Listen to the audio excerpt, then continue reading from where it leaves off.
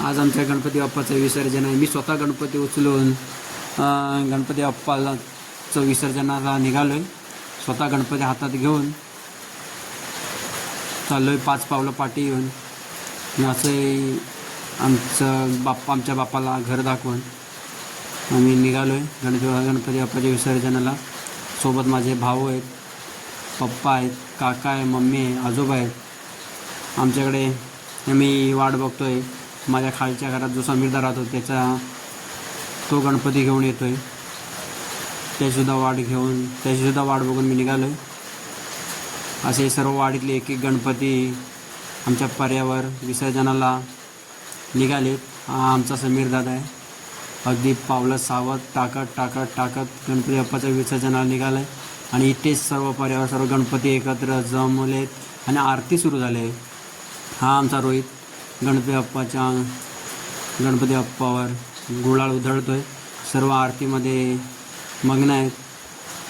प्रत्येकजण अगरबत्ती पेटवून गणपती बाप्पासमोर ठेवतो आहे. प्रत्येकजण या गणपती बाप्पाला निरोप देण्यासाठी पर्यावर आलेत.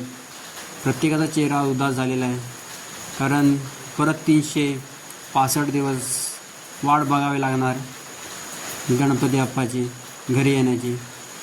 हा आमचा निखिल व्हिडिओग्राफर आहे, वाडीतला रेस्टार. आता हे सर्व वाडीतली सर्व मंडळी आरतीमध्ये मग्न आहेत.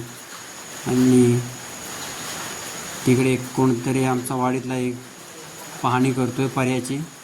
गणपती बाप्पा कुठे बसवायचे, कारण आमचा पर्याची जागा ही सपाट नाही आहे. आणि आता सर्व गणपती एकत्र चाललेत आणि आलेत पाण्याजवळ आणि आपापली जागा शोधून गणपतीला निरोप देण्यासाठी. थोडासा माझा आवाज तर मी पहिल्यांदाच रेकॉर्ड करतो, समजून घ्या सर्वांनी. आणि कोकणात अशी पद्धत आहे की 3-4 वेळा गणपती पाण्यातून वर काढून नंतर त्या ठिकाणी बसवण्याची पद्धत असते कोकणात. एक साधी सिंपल एक सुंदर परंपरा आहे कोकणात. हा आमचा पर्याय इथे आम्ही दरवर्षी विसर्जन करतो आहे. आणि आता प्रत्येकजण गणपती विसर्जनाला ठेवले आहे.